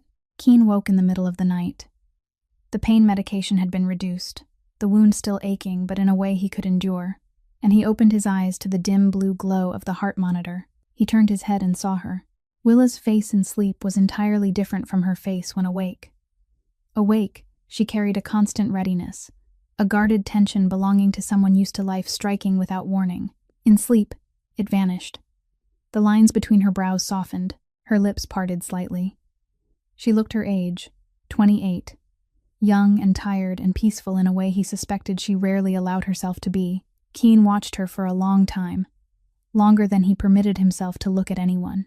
Then his right hand, the one free of tubes, lifted slowly, and his fingers brushed a strand of hair that had fallen across her eyes. He moved it gently behind her ear, so gently it was almost not a touch at all, and his fingers lingered there for a moment against the curve of her ear, warm and alive and real. Willa opened her eyes, not startled, not afraid. Slowly, as though she had known he was there before consciousness caught up, her blue-gray eyes met his steel-gray gaze in the dim light. No one spoke. No one moved. His fingers still rested near her hair. Her hand still held his. The small space between them held everything they had left unsaid through 12 long nights. The silence was not awkward or heavy. It was soft, like the first snowfall settling over something beginning to bloom beneath. "You should sleep in your own room," Keen said, his voice low and rough, and they both knew he did not want her to leave. "I know," Willa answered, and they both knew she was not going anywhere. She did not rise. She did not withdraw her hand. She lay there watching him and waited, not for him to act, but for him to allow himself to do what he wanted. Keen leaned down slowly, so slowly she could count her heartbeat in the space between the beginning of the movement and the moment his lips touched her forehead. He kissed her there. Not her mouth, her forehead, gentle and unhurried, his warm, dry lips resting just above her brow, holding for 1 second, then 2, then 3, as if afraid that if he pulled away too soon, the moment would vanish. When he finally drew back and their eyes met again, what she saw in his gaze was not power or control, or the cold armor he wore before the world. It was fear. Keen Rourke, the man Ashford feared, was afraid of what was unfolding between them, afraid of her, afraid of himself. "I don't deserve this," he whispered, and there was no false humility in it. It was the truest belief he carried, that hands which had taken lives did not deserve to touch something gentle, that a king who built an empire on fear did not deserve something freely given. Willa looked at him and did not tell him he deserved it, because she was not the one to decide that. Instead, she said the only honest thing she could. "I didn't ask your permission." The corner of his mouth lifted slightly, almost imperceptibly, but it was the first real smile she had ever seen on Keen Rourke's face, not the cold smile of a crime lord, or the sad smile of a son, but the smile of a man who had been seen clearly, and not abandoned. A few days later, Willa sat upstairs with Patch, holding his hand while he spoke of Bowie chasing butterflies, when her phone vibrated. An unfamiliar number. She answered and heard the professional voice of a woman from St. Mercy Hospital. Bertie Sinclair's heart surgery had been scheduled for the following week. All expenses, surgery, recovery, medication, a private room, had been paid in full. No, they could not disclose the name of the person responsible. Confidentiality policy. Willa sat with the phone to her ear and could not speak for 30 seconds. Then she thanked the woman, ended the call, and stared down at her hand. A janitor's hand. Rough. Nails cut short. A fresh cut from the night she tore the curtain to stanch Keen's bleeding. That hand trembled now, for a reason she could not name. She went down to the basement, stepped into his room, and Keen looked up at her red eyes. He did not ask why. He glanced toward the small window set in concrete and said in a calm, even tone, as though commenting on the weather, "You saved my father. I repaid a debt. Don't read anything more into it." Silence filled the room. The heart monitor kept its steady rhythm. The faint blue light blinked, and both of them, the crime lord in the hospital bed and the janitor standing near the door with tear-bright eyes, knew it was a lie. The most beautiful lie Keen Rourke had ever spoken, because he was not repaying a debt. He was falling in love in the only way a man who built walls too high knew how, quietly and indirectly, through action instead of confession, by saving her sister rather than admitting he wanted to save her from pain. Willa said nothing. She walked to his bedside, sat in the familiar chair, took his hand, and held it. He let her, and that was enough. News of the failed coup and Flynn Kavanagh's death spread through Ashford's underworld faster than wildfire, and with it came word that Keen Rourke had been gravely wounded. Declan Voss, head of the Razor, and the man who had pulled Flynn's strings from the outside, did not need confirmation to recognize the opportunity he had waited a decade to seize. The lion was bleeding. During the first week that Keen lay confined to the basement medical wing, Voss moved with ruthless precision. The northern docks, Keen's territory since long before Flynn had ever held a gun, were encroached upon. 2 warehouses went up in flames overnight. 3 of Keen's men were intercepted en route to a delivery. The cargo stolen, the vehicles torched. The message was delivered not in words but in blood and fire, that the Rourke kingdom was unsteady and anyone who wanted a peace was invited to take it. Keen knew everything. He read the reports Brick brought to his bedside. He listened to updates from the lieutenants who remained loyal, and each day his gray eyes grew darker. Willis saw it in the tightening of his jaw when another warehouse burned, in the way his fingers knotted in the bedsheets when another man was reported injured. The wound in his side was healing, but something else inside him was building, hotter and more dangerous, waiting to erupt. On the first day the doctor allowed him to stand, Keen did not take a cautious walk or begin rehabilitation exercises. He summoned Brick and ordered every remaining captain to assemble in the first-floor conference room within 2 hours. Willis stood near the bed as he changed into a clean white shirt, knotted a black tie, and fastened the buttons of his vest with fingers that still trembled faintly from blood loss. She did not help him. She understood that he needed to do this himself, to feel the armor settle back into place, to look into the mirror and see the king staring back. When he stepped toward the door, she followed. He paused and glanced over his shoulder, not surprised, only waiting. She met his look and moved to stand beside him. Not behind, beside. The conference room was full. 8 captains sat around the long oak table, each responsible for a segment of the Rourke Empire. Brick stood near the door. The air was heavy with cigarette smoke and tension. When Keen entered, every man rose. Willis saw on their faces what she had recognized, the first rain-soaked night he stepped from the black vehicle, fear braided with respect. The particular mixture reserved for men who are genuinely dangerous. Keen took the seat at the head of the table. Willa stood at his right, the place Flynn had once occupied. No one commented, but every pair of eyes flicked toward her before returning to Keen. He spoke without flourish. Voss had crossed a line.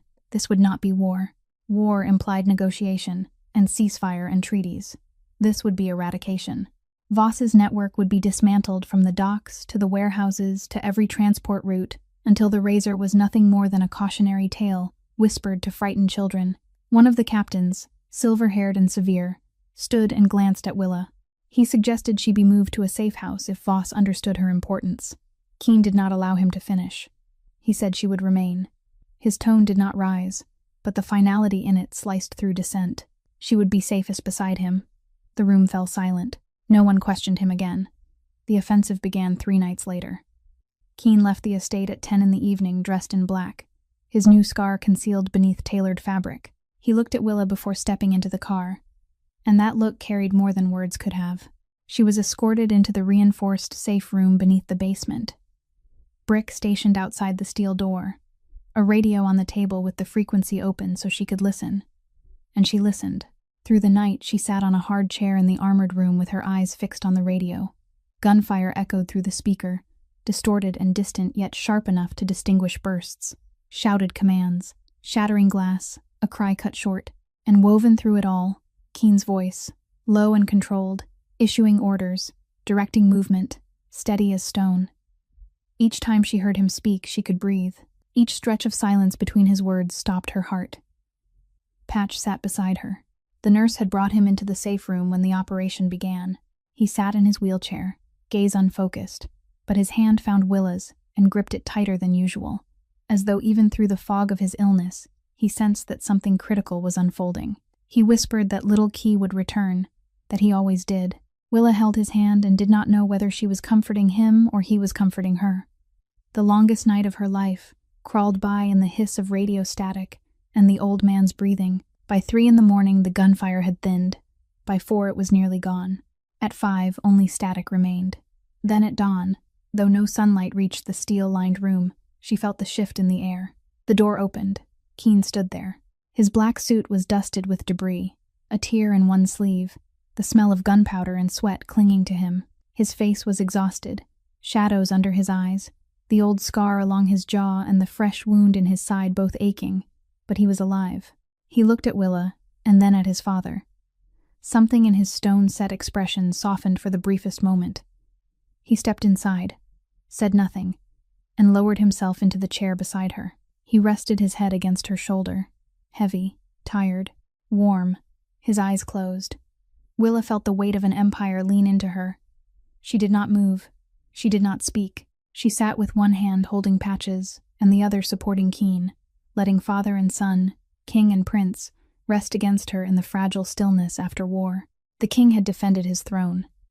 In that moment, he was not a king at all, only a weary man who had finally found his way home. In the weeks that followed, the name Declan Voss evaporated from Ashford's underworld like mist beneath a ruthless sun. Not gradually, not in fragments, but completely, decisively, absolutely, in the only way Keen Rourke knew how to operate. The Razor's network was dismantled, joint by joint, warehouses seized, shipping routes severed, Voss's men erased from every street corner they had once claimed, and when it was over, the name the Razor survived only as a story murmured in bars at midnight, accompanied by a slow shake of the head and a warning never to provoke a lion while it is bleeding. The name Rourke was now spoken with more reverence than ever, yet inside the estate on the hill, behind the 3-meter iron gates and the sensor-lined fences, Keen was not a king. He was the man who sat on the floor of Patch's room each afternoon, reading aloud while the old man dozed in his wheelchair. He was the man who watered the wildflower garden at dawn, his hands still streaked with soil before he put on his suit. He was the man whose eyes followed Willa down the hallway, a fraction of a second longer than necessary, before he turned away and pretended to study something else. The third-floor office had been restored to perfection. A new glass wall, thicker and clearer, reflected the lights of Ashford at night like a vast mirror. New paneled wood, new oak desk, new flooring. No visible trace remained of the night of blood and gunfire. But Keen knew where the bullets had lodged beneath the fresh timber. He knew where the blood had soaked beneath the new boards, because some things, no matter how carefully repaired, remain etched in the memory of the one who survived them. Tonight he stood before that wall of glass, not with a glass of whiskey and not alone, but with Willa. She stood beside him, gazing at the glittering city below, and she remembered the first time she had looked out from the rain-streaked window of the black vehicle. The same city blurred by water and fear. Then she had felt terror. Now she felt something entirely different. Not safety. Willa was too wise to believe safety existed in this world. But belonging. Belonging to this place. Belonging to the man beside her. Keen turned toward her, and she realized he had been watching her for several minutes without her noticing. His gray eyes were no longer cold steel as on that first night, no longer burning as they had when she exposed Flynn, but held something she had glimpsed only in the basement hospital room when pain medication had lowered his guard and revealed the man he hid so carefully. Tonight there were no drugs to blame, no wound, no delirium. He looked at her fully conscious, and what lived in his gaze was choice. He was choosing to let her see him. He spoke her name, and the way he said it was unlike any time before. Not an order, not a fevered whisper, not a call in the dark, but the beginning of something he had considered for a long time. He did not kneel. He did not produce a velvet box. There were no candles, no flowers, no music. Keen Rourke's proposal was as unyielding and intense as the man himself. Like a storm that does not ask permission before it makes landfall. He told her the world was violent, that it was built on fear and blood. He would not lie and promise her a peaceful life because he could not. The only things he could offer were his strength, his loyalty, and the entirety of his kingdom.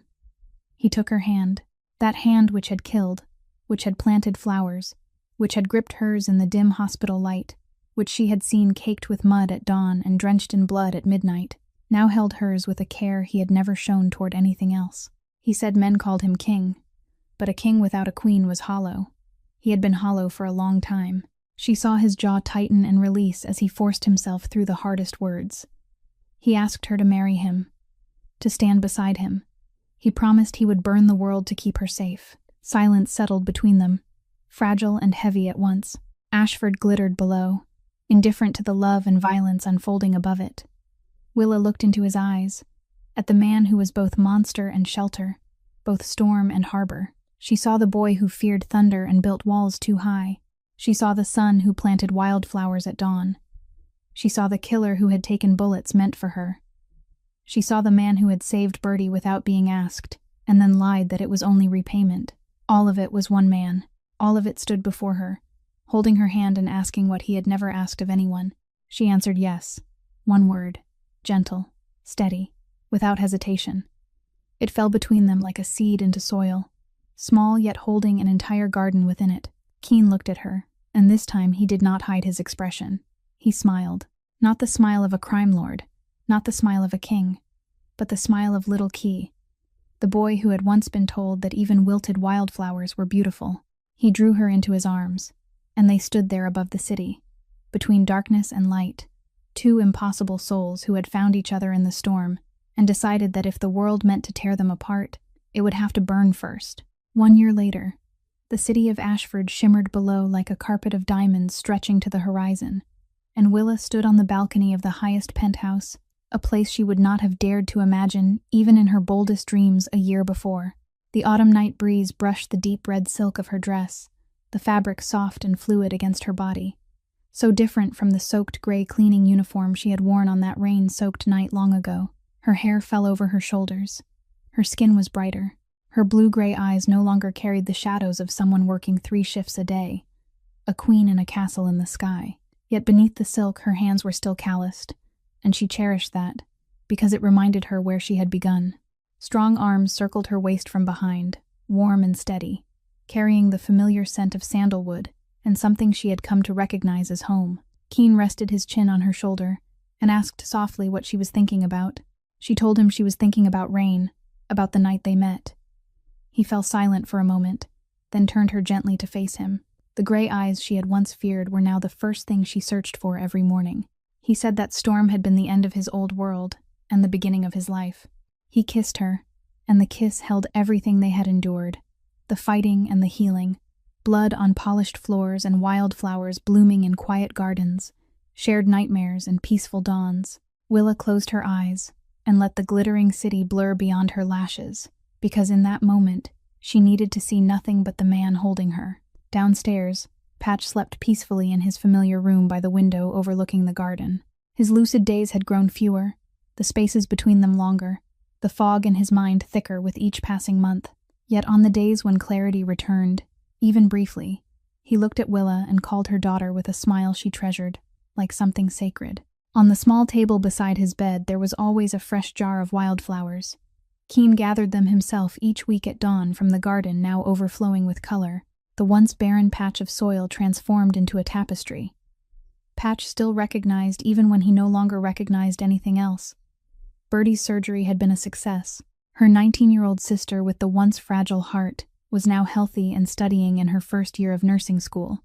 saying she wanted to care for others the way Willa had cared for her. The college dream Willa had set aside would be lived by Birdie instead.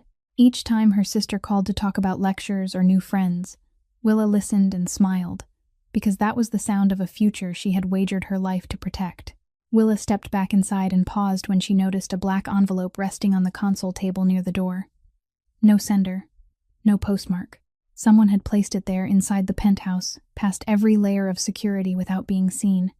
She opened it and found a photograph. The wildflower garden in full bloom beneath sunlight, taken from outside the estate walls through the narrow space between two iron bars. Someone had stood beyond their fortress and looked in. On the back, written in red ink, were 2 words: beautiful flowers. Willa studied the image. She did not tremble. A year ago she would have. She would have panicked, hidden Birdie, hidden herself.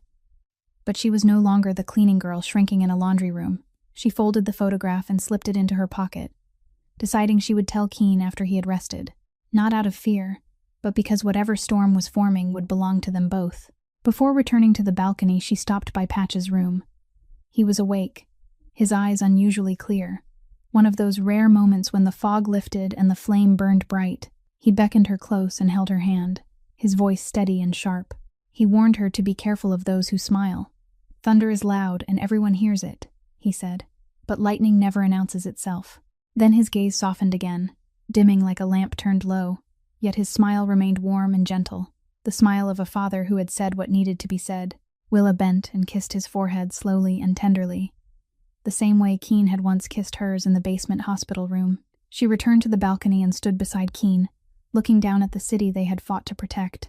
In her pocket, the photograph rested as a quiet reminder that another storm was always gathering somewhere beyond the horizon. If you were standing where she stood beside a man so powerful and dangerous, would you feel safe, or would you always wait for thunder to roll in? The answer, like their love, was never simple. Willa and Keen's story reminds us that kindness is never wasted, that a small act on a rain-soaked night can alter the course of a life. Even the tallest walls crack, and light always finds a way through. Love does not require perfection. It requires the courage to see the human being beneath the armor and remain. How does this story make you feel?